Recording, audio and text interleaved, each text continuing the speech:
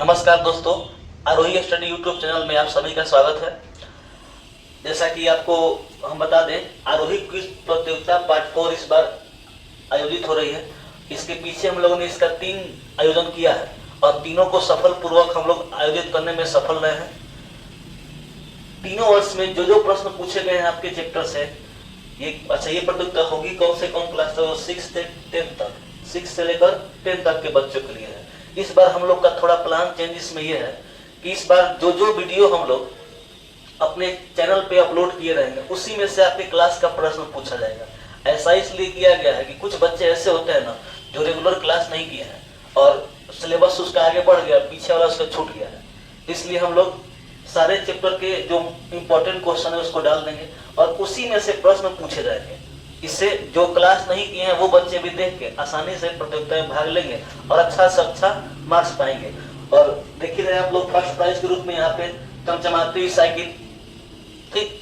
तो इस बार हम लोग का चौथा आयोजन है ये, और ये अगले 2025 में होने वाला है। पहला आयोजन 2022 में हुआ था, 2 जनवरी को परीक्षा ली गई थी और 12 जनवरी को इसका पुरस्कार सम्मान समारोह था, ठीक। और ये जो हमारी प्रतियोगिता है ये हर वर्ष राष्ट्रीय युवा दिवस के शुभ अवसर पे आयोजित कराई जाती है। तो चलिए आज हम लोग इसका जो पहली बार जो परीक्षा ली गई थी इस प्रतियोगिता में, उसके जो प्रमुख क्वेश्चन है, जो 75 क्वेश्चन है, उसके बारे में देखेंगे। हम आपसे सोशल सामाजिक विज्ञान के जो प्रश्न है उसके बारे में आपको बताएंगे। पहला प्रश्न इसमें पूछा गया था अमेरिका की खोज किसने और कब की थी? अमेरिका की खोज किसने और कब की थी? इसका राइट आंसर है सी नंबर ऑप्शन, कोलंबस के द्वारा 1492 ईस्वी में। खोज करने का मतलब ये है ना कि यूरोपीय व्यक्ति वहां पर जाने का रास्ता ढूंढ पाए, ये खोज का मतलब है। ये नहीं कि अमेरिका बुलाया हुआ है, ऐसा नहीं है। कोलंबस ने 1492 में वहां जाने में सफलता प्राप्त की थी। ये पुर्तगाली थे, ठीक ना। आगे बढ़ जाते हैं। अगला प्रश्न क्या था? ग्रहों का गति का नियम किसने पता लगाया था? ग्रहों के गति के नियम। तो ग्रहों का गति का नियम केपलर साहब ने दिया था। किसने दिया था? केपलर ने। अच्छा, यहाँ जो मैगलन है ये विश्व का चक्कर लगाए थे पहली बार। विश्व का चक्कर लगाने वाले पहले व्यक्ति हैं समुद्री मार्ग द्वारा। किसके द्वारा लगाए थे? समुद्री मार्ग द्वारा। कब है बाबू ये काम कब किए थे? 1519 ईस्वी में। कब किए थे? 1519 ईस्वी में किए थे, ठीक ना। और न्यूटन को जानते हैं, गति के नियम दिया है इन्होंने, गति का नियम दिया है। गति के नियम के लिए प्रसिद्ध है वैज्ञानिक न्यूटन साहब। चलिए इसका राइट आंसर बी है। अगला प्रश्न, पुनर्जागरण के केंद्र कहाँ था? पुनर्जागरण में फिर से जागृत होना, पुनर्जागरण है। कहाँ इसका केंद्र? तो बाबू इटली में इसका केंद्र था। और इटली के प्रसिद्ध दार्शनिक थे, जिनका नाम है दांते। नाम क्या है? दांते। उन्हीं के द्वारा पुनर्जागरण की शुरुआत की गई थी, ठीक। देश पूछेगा तो इटली, दार्शनिक पूछे तो दांते, ठीक ना। चलते हैं अगले प्रश्न की ओर। सप्तवर्षीय युद्ध किन 2 देशों के बीच हुआ था? सप्तवर्षीय युद्ध। तो सप्तवर्षीय युद्ध जो है इंग्लैंड और फ्रांस के बीच हुआ था। किसके बीच हुआ था? इंग्लैंड और फ्रांस के बीच। समय पूछ दे आपसे, समय कब हुआ था? तो 1756 में शुरू हुआ और 1763 तक चला था, ठीक ना। 56 से लेकर 63 तक। इसमें जीता कौन और हारा कौन? विजयी कौन रहा बाबू? विजयी कौन रहा? तो विजयी रहा इंग्लैंड। कौन जीता इसमें? इंग्लैंड जीता। और हारा कौन? तो फ्रांस इसमें हार गया, ठीक। ये भी याद रखिएगा। हो सकता है इस बार इससे प्रश्न इस टाइप का आ जाए। ये पहले बार में पूछा गया प्रश्न है, ठीक ना। सप्तवर्षीय युद्ध किन 2 देशों के बीच? इंग्लैंड और फ्रांस। किसके बीच? इंग्लैंड और फ्रांस। कब हुआ था? तो 1756 से लेकर 63 तक चला था। यह भी पूछा सकता है कि सप्तवर्षीय युद्ध कब शुरू हुआ? 1756 में। कब खत्म हुआ? 1763 में। इसमें कौन विजयी रहा? इंग्लैंड। कौन हारा? फ्रांस। कोई भी प्रश्न हो सकता है। फ्रांस की राज्य क्रांति कब हुई थी? फ्रांस में 3 क्रांतियां हुई हैं। कितनी क्रांतियां हुई हैं? 3। तो यहाँ पे पूछा है पहली क्रांति फ्रांस की कब हुई है? तो पहली हुई है 1789 ईस्वी में। कब हुई है? 1789। और इस क्रांति का प्रसिद्ध नारा था स्वतंत्रता, समानता और बंधुत्व। ये भी पूछा सकता है आपसे कि फ्रांस की क्रांति का नारा क्या था? तो स्वतंत्रता, समानता और बंधुत्व, 3 नारे दिए गए थे, ठीक ना। अच्छा, इस क्रांति के समय फ्रांस के सम्राट कौन थे? तो लुई 16वें। कौन थे बाबू? लुई 16वें वहां के सम्राट थे, राजा थे, उन्हीं के शासन काल के दौरान क्रांति हुई थी।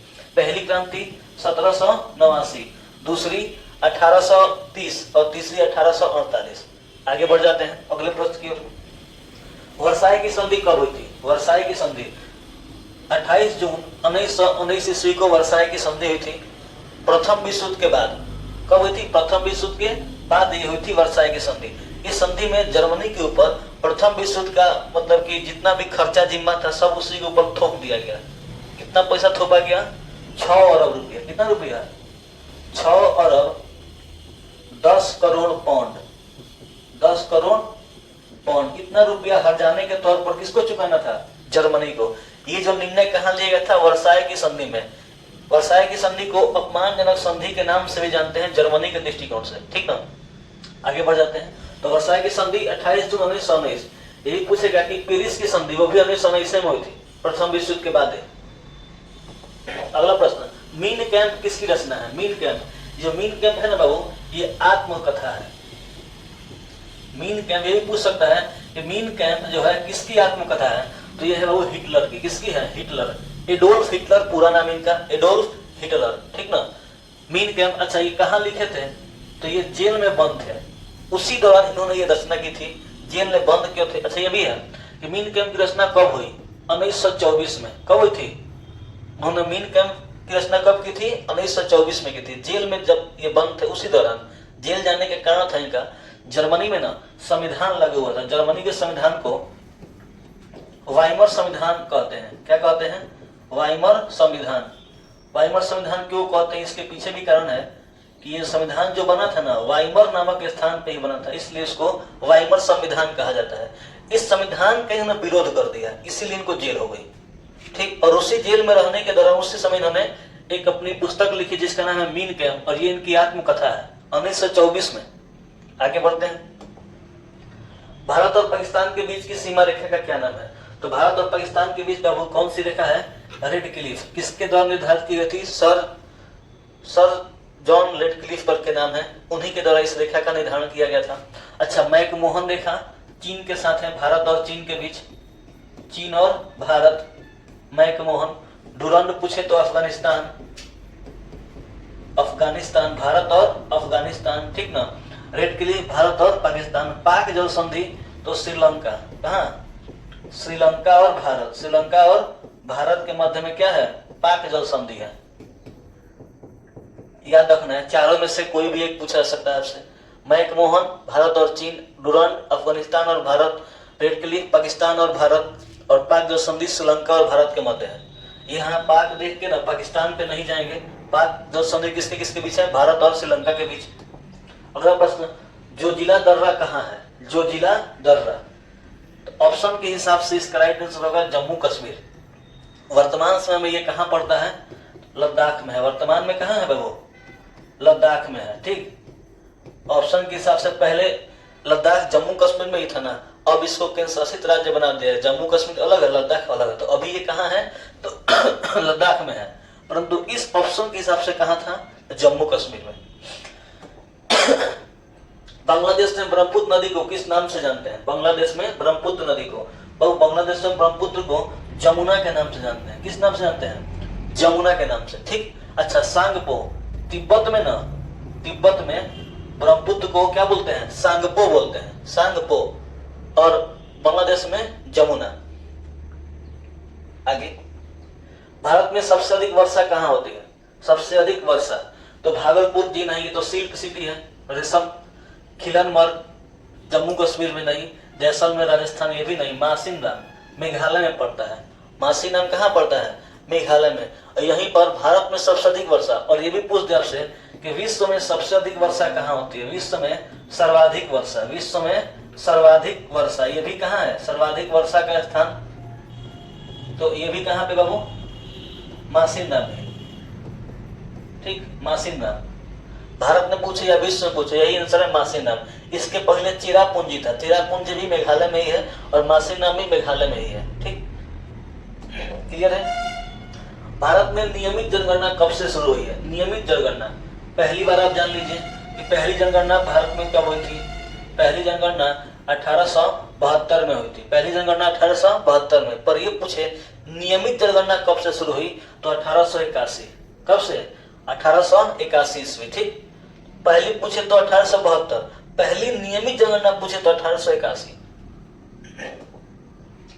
संयुक्त राष्ट्र संघ की स्थापना कब हुई थी? संयुक्त राष्ट्र संघ बना था 24 अक्टूबर 1945 को। C number option. ठीक। इसका मुख्यालय कहाँ है? न्यूयॉर्क में है। कहाँ है? न्यूयॉर्क इसका मुख्यालय है। मुख्यालय न्यूयॉर्क में है। ठीक ना। और इसे द्वितीय विश्व युद्ध के बाद बनाया गया था, विश्व में शांति स्थापित रखने के उद्देश्य से। जब इसमें 5 स्थायी सदस्य हैं, ये पूछ दे आपसे कि संयुक्त राष्ट्र संघ में कितने स्थायी सदस्य हैं, तो 5 स्थायी हैं और 10 अस्थायी हैं। हमारा जो देश भारत है वो अस्थायी है। अस्थायी प्रत्येक 2 साल के लिए 10 अस्थायी देशों को चुना जाता है। इनका चुनाव जो जितने भी अस्थायी देश हैं कितने वर्षों के लिए चुने जाते हैं बाबू? 2 वर्ष के लिए। कितने वर्ष के लिए? 2 वर्ष के लिए। हमारा जो देश भारत है अस्थायी सदस्य है। ठीक। अस्थायी नहीं है, अस्थायी है। स्थापना 24 अक्टूबर 1945। मुख्यालय न्यूयॉर्क। साइकिल छाप किस पार्टी का चुनाव चिन्ह है? साइकिल छाप साइकिल छाप बाबू समाजवादी पार्टी। कौन सी पार्टी? सपा, समाजवादी पार्टी, जिसको बनाया था मुलायम सिंह यादव ने। अच्छा, कांग्रेस पार्टी पूछ दे तो पंजा छाप, पंजा।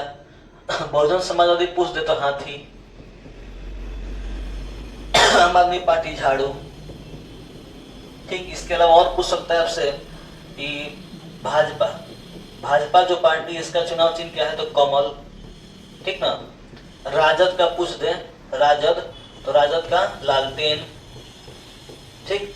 जदयू, जनता दल यूनाइटेड, जदयू का पूछ दे तो तीर छाप। ठीक ना। ये सभी पार्टियों का चुनाव चिन्ह है। तो यहाँ साइकिल किसका है? समाजवादी पार्टी का। कुछ भी पूछा सकता है आपसे। संविधान सभा के संचालन समिति के अध्यक्ष कौन थे? संविधान सभा भारत में संविधान कब लागू हुआ था बाबू? लागू कब हुआ था? 26 जनवरी 1950 ईस्वी को। 1950 ईस्वी को। ठीक ना। हमारे यहाँ संविधान लागू होता है। और इसकी जो संचालन समिति थी उसका अध्यक्ष डॉक्टर राजेंद्र प्रसाद को बनाया गया था। संविधान सभा की यहाँ से पूछ दे कि पहली बैठक कब हुई थी? पहली बैठक, संविधान सभा की पहली बैठक और दूसरी बैठक, पहली और दूसरी आपके चैप्टर में दिया है इसलिए बताया जा रहा है। पहली बैठक और दूसरी बैठक, पहली हुई थी 9 दिसंबर 1946 को और दूसरी हुई थी 11 दिसंबर 1946 को। और इस संविधान सभा का गठन कब किया गया था? तो जुलाई 1946 ईस्वी में। जुलाई 1946 ईस्वी में। संविधान को बनाने में समय कितना लगा? 2 साल 11 माह 18 दिन। 2 साल 11 माह 18 दिन इसे बनाने में टोटल समय लगा है। ठीक। पहली बैठक से जोड़ते हैं 9 दिसंबर से, तो 26 जनवरी को ये इतना दिन हो जाता है। कटाएंगे तो इतना आ जाएगा कैलकुलेटर के हिसाब से, या मैथ में आप लोग जो रीजनिंग बनाते हैं उसमें भी निकल के आ जाएगा। 2 साल 11 माह 18 दिन। इस क्वेश्चन का right answer doctor Rajendra Prasad. इसमें जो बताया गया है इसमें से प्रश्न आपसे पूछे जा सकते हैं। उन लोकसभा में मनोनीत सदस्यों की संख्या कितनी होती है? लोकसभा में मनोनीत सदस्य वैसे टोटल कितना है? 543। और 2 को जो मनोनीत करते हैं उनको लेकर हो जाता है 545। मनोनीत कितने होते हैं? 2 होते हैं। अच्छा, 12 सदस्य कहाँ मनोनीत होंगे? तो राज्यसभा में। 12 कहाँ होते हैं? राज्यसभा में। ये अलग पोर्शन है, इसको मिटा दे रहे हैं तो इसी में आप लोग समझ लेंगे। राज्यसभा में 12 मनोनीत होते हैं और इसमें कुल कितने हैं? राज्यसभा में 250। लोकसभा में कुल कितने हैं? 543 सीटों पर चुनाव होता है और 2 को मनोनीत किया जाता है। ठीक ना। अगला, जो व्यक्ति व्यवसाय में जोखिम का वहन करता है उसे क्या कहते हैं? ये अर्थशास्त्र का क्वेश्चन है। जो भी व्यक्ति व्यवसाय में जोखिम का वहन करता है उसे हम साहसी बोलते हैं या उद्यमी भी बोलते हैं। उद्यमी या साहसी। ठीक। जोखिम समझ रहे हैं ना, मैंने पैसा लगाने का जो जिसके पास हिम्मत रहेगा वही ना व्यवसाय चला पाएगा। आपके पास पैसा है 1 करोड़ रुपया, 1 लाख इन्वेस्ट करने से डर रहे हैं तो आप उद्यमी कैसे बनेंगे? नहीं बन सकते हैं। आगे, उत्पादन का निष्क्रिय साधन कौन है? उत्पादन के 5 साधन होते हैं। भूमि, श्रम, संगठन, साहस। एक इसमें छूट गया है, पूंजी। यहाँ नहीं लिख के इसको यहाँ लिख दिया पूंजी। ये बाबू ना 5 इसके क्या है? उत्पादन के साधन। ये भी पूछेगा उत्पादन के कितने साधन है? 5। 5 में पूछा क्या है कि निष्क्रिय साधन कौन है, तो निष्क्रिय है भूमि। निष्क्रिय कौन है, भूमि। साहस, संगठन, पूंजी, श्रम, ये सब के सब क्या होते हैं, सक्रिय होते हैं, और ये क्या है, निष्क्रिय है। उत्पादन के साधन कितने हैं, 5, पांचों में निष्क्रिय कौन है, भूमि, बाकी सब के सब सक्रिय है। 2011 की जनगणना के अनुसार भारत की साक्षरता दर पूछा है। साक्षरता दर भारत की कितनी है, 74.04%।